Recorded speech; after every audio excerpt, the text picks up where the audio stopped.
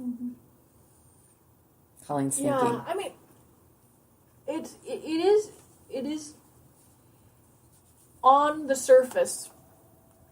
It is a very inflammatory, statement. Yeah. And I know very few people that that aren't, everyone's sort of, exploring how they got where they are and where their thought processes are and stuff like that. Mm-hmm. And even folks that are very aware of where their advantages and their skin color has gotten them has benefited mm-hmm. from racism. So that was probably, and as I was reading through this, where this person was coming from. Instead of all folks have benefited from all white folks have benefited from racism, and we certainly have. Mm-hmm. And going through there, but it just, but it was supposed to be inflammatory, and it's frustrating that that careers need to get blown up. Yeah. One way, but then again, it's about the same as if someone had said, an equally, comment about Jews or women or black. So you just there's when that's happening, folks are punching down, and this time they're punching up, and it's sort of like comedy and stuff, and that's where it goes. But it's been centuries we haven't figured it out, and there's going to be issues where they went they knew they were going to get attacked one way or another. I was going through there, and they probably looked at their bottom line and said, how many people have where are we going to take the smallest hit? And that's what they did. Yeah. But it's frustrating that we even have to be there. Yeah, no, it is. I mean, I think, quite honestly, the discourse across the board has gotten so ugly and so intolerant, and from so many angles, it's so hard. And I was, we were, over the weekend, our dear friends, at the lake, they're lesbians, big deal, married couple, love them to pieces. And then we've become friends with several of their friends, and we all, we're like all inseparable when we're up there. And Carl, they call him the token penis, and it's just funny and, whatever. But we were talking about, I made the comment because I was watching some of the Hurricane Harvey coverage with I don't know if you saw this, but this visual really affected me, was all of the civilians with their boats lined up to take their own equipment, to risk their own lives, to go help get people out, And I remember when I saw that, I thought, if that was happening here, our friends Chris and Ann would be there with their boat and their truck and whatever, because that's the kind of people they were. So somehow when we were sitting there, I mentioned that to them, and we got into a conversation about dogs that we had lost, and all this. So we're all sitting there bawling, and whatever. And it's funny. I mean, we got to remember to we're people to people and stop sweeping. It is frustrating because you have a whole bunch of people in a state that have spent an enormous amount of time. So, you got to look at their governors and their laws and the stuff that they're doing, and the folks that are down there, and then they get smacked by a natural disaster, and you got their senator talking about. We need federal help now. I'm pretty sure you were telling other folks they couldn't have it. So So a lot of times folks aren't denigrating the human beings, other than the hypocrisy. Yeah. There's a difference. I mean, they were down there doing stuff. You've got someone that might be deported. That's an EMT. Has been working without sleep for days, wading through stuff. Yeah. You've got another guy that was killed trying to rescue his sister's kitten. You've got folks that are like I said, driving in from wherever they can, going through the totally toxic water. I mean, it's not a topic for our show, but there's the chemical plant that's on fire, which but at least but the guys and the gals, I'm assuming maybe it's all men, I don't know. I mean, risk their lives to take the chemicals at least out of the building and put them in trailers when they knew what was going to happen. Yeah. They knew they were going to lose cooling at one point. Yep. They knew that things were going to explode. Yep. And they went down there and did that. It's a total mess down there. Yeah. This is why you need the EPA, folks. But but it's just fascinating, that you go down there and they'll take care of each other one-on-one. So I was reading that Americans are really good at emergencies, but very bad at long-term empathy. Oh yeah. Oh, I agree. Oh yeah. Totally. And I I said they just can't see forward enough until, and I said, and we would have a hell of a lot fewer emergencies if we looked at long-term empathy. Oh, yeah. Mm-hmm. No, I know, but I mean, God, these hurricanes, though, Colleen, my God. I mean... there's Irma's category 4 or 5 5 right now. It was 5 this morning. It's 5 this morning. Yeah. And it could skip over Florida, and it might mess with Michael and Eric's vacation. So we're trying to work about that. We hope not. And then if it hits them again, I mean, none of these... I was like, oh, my God. And nobody in these areas have... flood insurance. I mean, I played around in an app that said that if Minneapolis got 5 foot of rain, or whatever the hell they got, 52 inches, almost 5, right? 4.5 feet of rain, how much water would be in my house. Now, I'm up on a hill, and they were just looking at elevations and stuff like that. They said that my house would have 2.2 feet of water. Yeah. And I'm thinking about it, and I went, well, and then another friend looked at it, because I have friends that are sort of pedantic, and it did some research on the research that somebody was going through there, and I'm like, yeah, it was something about elevation, so you probably wouldn't have that much. And then it occurred to me, if we got 4 foot of water, it wouldn't be flooding from a lake or a river, because I'm uphill and I'm going through there. It would come up through the sewers, because everything would be the storm drains couldn't handle it. Right.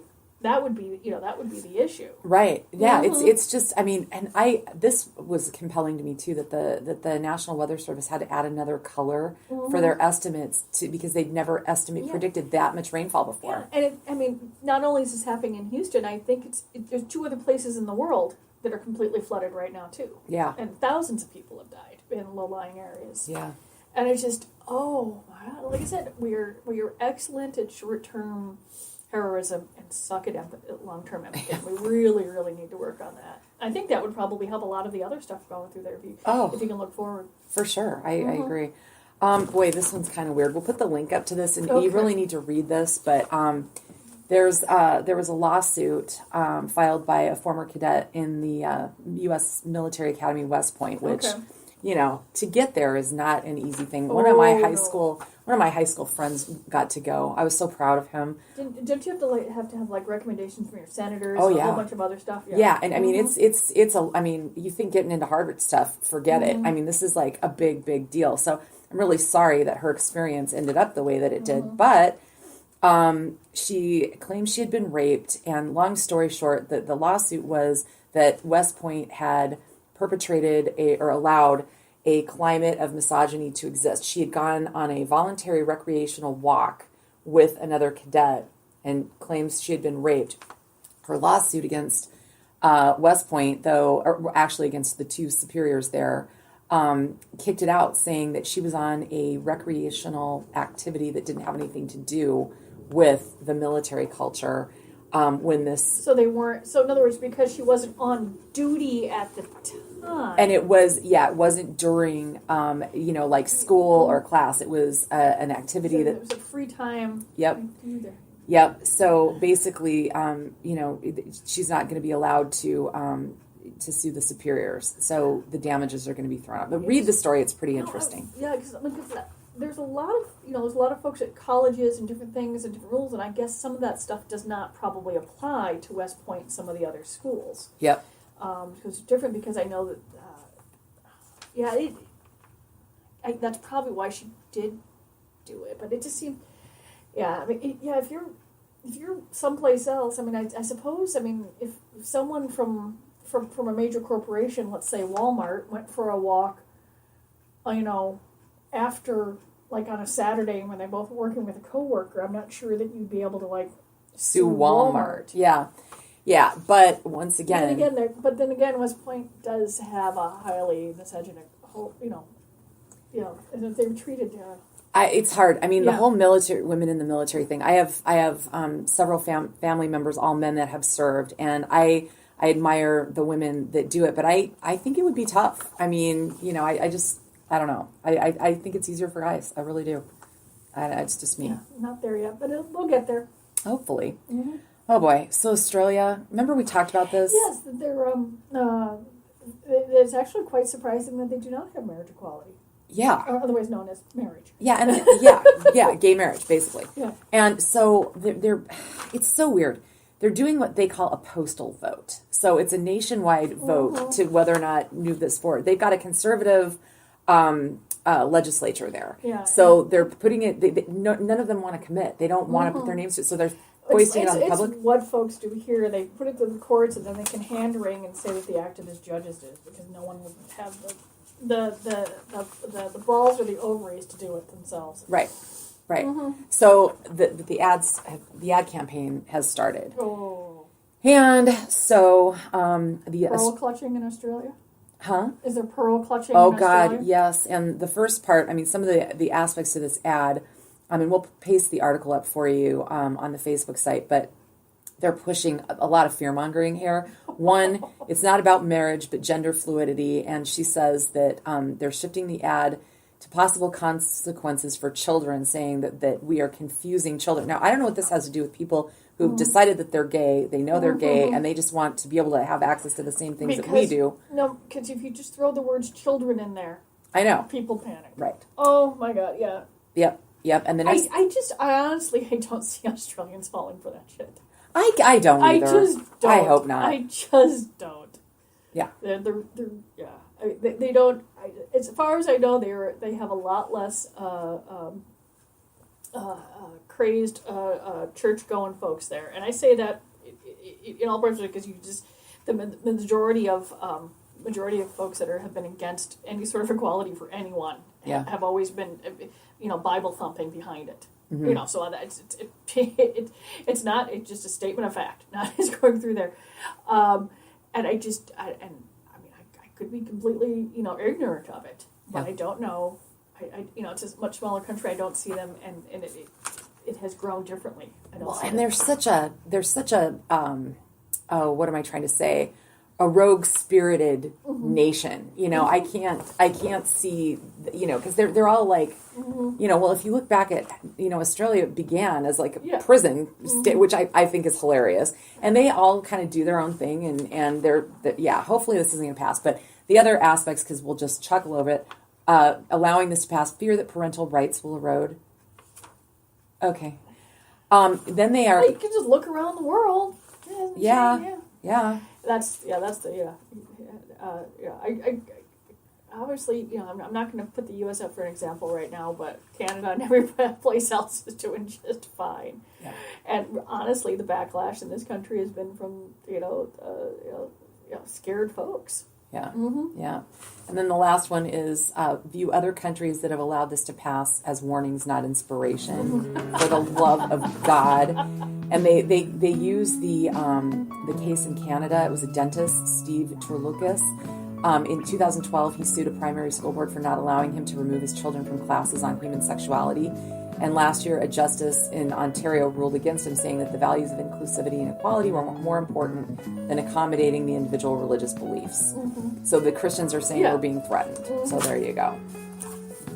I'll be just fine. Yeah, I'll be just fine. So, I mean, you gotta protect. I mean, it just bugs the heck out of me that there's people. I mean, story after story, Colleen. Like there's gay couples in the past where these people have been devoted to each other for decades, and then one is near death, and the family, who hasn't spoken to him because they're gay, swoops in and screws the partner over. It's like, no. No, that's behavior is horrifying, and and people don't give up privilege easily. Yeah. And so, but we keep going forward. Yeah. I mean, honestly, we're no longer, we're no longer living in caves somewhere in the, Central Africa. So deal with it. Deal with it. Yeah, we're evolving, and you're all just. Well, alrighty then. So, everybody, I gotta tell you, please, if you do nothing else, click on the Harmer Sutra link that we're going to put on the Facebook page. Harmer Sutra cracks me up. It's too funny. And Colleen, we're moving into our new home, and we hope to have our technical stuff worked out in the next week or so. Yep, that's what we're working on. All right. I'm going to learn something new. Love it. See you next week.